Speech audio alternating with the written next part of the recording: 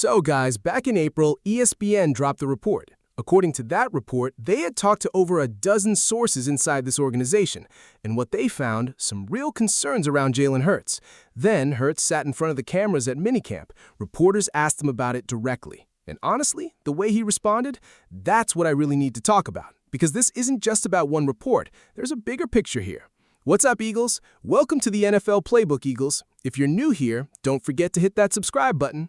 So, the ESPN report was a deep investigative piece, over a dozen sources inside this organization, coaches, players, people close to Jalen Hurts himself, and what came out of it was uncomfortable to read as an Eagles fan.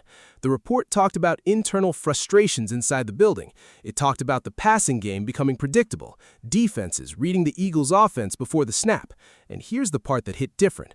Multiple team sources told ESPN that Hurts himself had a hand in the offense becoming stuck, that he pushed back on certain changes, that he wasn't always receptive to new concepts being installed, that he liked things a certain way and wasn't afraid to make that known.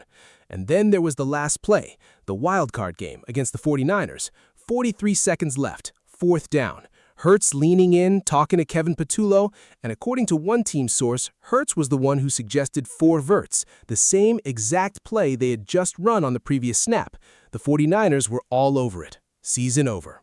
Now look, a separate source said Hurts was simply responding to a question about his preference, not forcing the call. But either way, not everyone on that sideline was happy about it. One source literally said, "Oh my God, this is not happening. We can't run 4 verts." That's the kind of detail that stays with you. And that's exactly what reporters brought to Hurts at minicamp. And I haven't even gotten to his response yet, because that's where things get really interesting. So Hurts steps in front of the cameras at mandatory minicamp, June 10th, 2 months after that ESPN report dropped. And reporters go right at him. They ask him directly about the claims, the resistance to change, the last play, all of it. And here's what he said. "I've never really asked for an opportunity to respond to anything, so just let it live and go do my job." That's it. No anger, no long explanation, no going point by point through the report, just that. Let it live. Go do my job. And honestly, I respect that more than people realize, because here's the thing. Hurts has been in this position before, people questioning him, doubting him, writing things about him, and every single time the man responds the same way. He goes quiet, he works, and then he shows you on the field. And when reporters asked him about the last play specifically, whether he asked for 4 verts, he said one word, "Nah." That's all. One word, no elaboration. And when they asked him about being resistant to change, being hard to coach, he said, "I'm always open to growth." Now, you can take that however you want, but what I keep coming back to is this.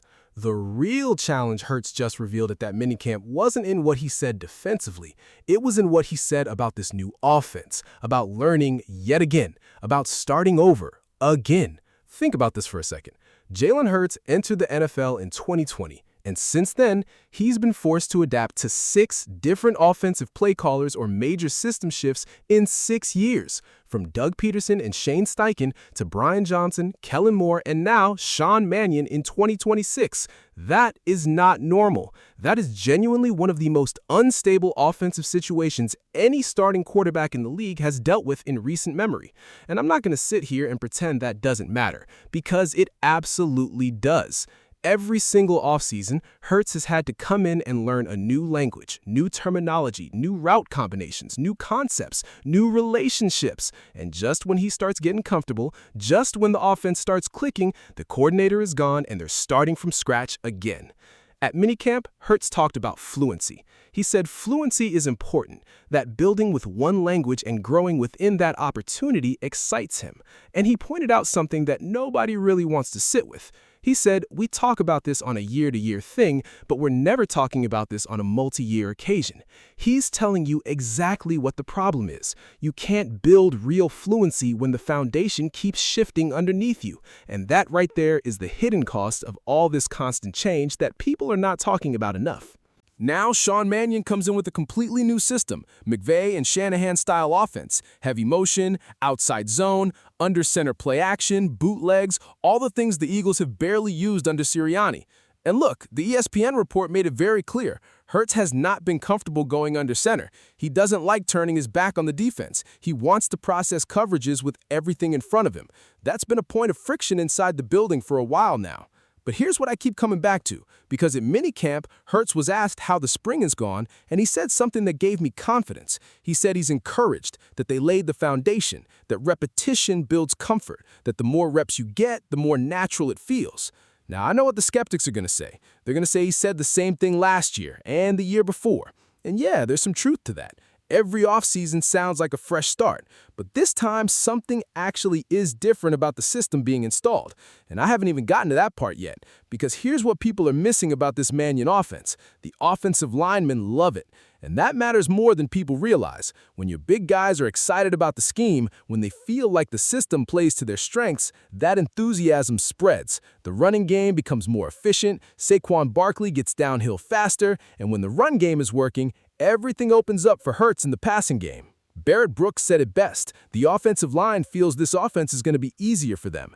Outside zone, under center, play action, that's physical football. That's Eagles football. And that's exactly the kind of identity this offense needs to get back to. Now look, I'm not going to pretend everything is perfect. The concerns are real. Hurts is learning his sixth system. A.J. Brown is gone. Mekhi Lemon is dealing with a hamstring. There are legitimate questions about the receiver room depth right now. That's all real. But the foundation of this offense, the offensive line, Saquon Barkley, Dallas Goedert, DeVonta Smith, that is still championship-level talent. And if this new system can unlock even a fraction of what it's supposed to unlock, this offense looks completely different in 2026. And here's why this season genuinely feels different from last year. Last year, Hurts came in as the Super Bowl MVP. The city was celebrating, training camp had a championship glow around it, and underneath all of that, according to sources, there was actually tension building quietly, a feeling that things weren't right, that complacency had crept in somewhere. This year, there is no glow. There is no championship energy to hide behind. And honestly, that might be exactly what this team needs. And if there is one thing his entire career has taught us, it's this. Jalen Hurts is at his absolute best when he has something to prove. Alabama, Oklahoma, his rookie year, 2022. Every single time this man has had his back against the wall, he has responded. Every single time. The 2025 season humbled him. The report stung. The playoff exit hurt. And I genuinely believe that version of Hurts, the one with a chip on his shoulder, the one who has heard everything and is ready to shut everyone up, that is the most dangerous version of Jalen Hurts we have ever seen. So here's where we are. The real test for Jalen Hurts begins now, not in September, not in the playoffs, right now, in training camp, in the film room, in every rep under center that feels uncomfortable, in every conversation with Sean Mannion where he has to trust the process even when his instincts tell him something different. The talent is there. The work ethic has never been in question. And if there is one thing his entire career has taught us, it's this. Jalen Hurts is at his absolute best when he has something to prove. Alabama, Oklahoma, his rookie year, 2022. Every single time this man has had his back against the wall, he has responded. Every single time.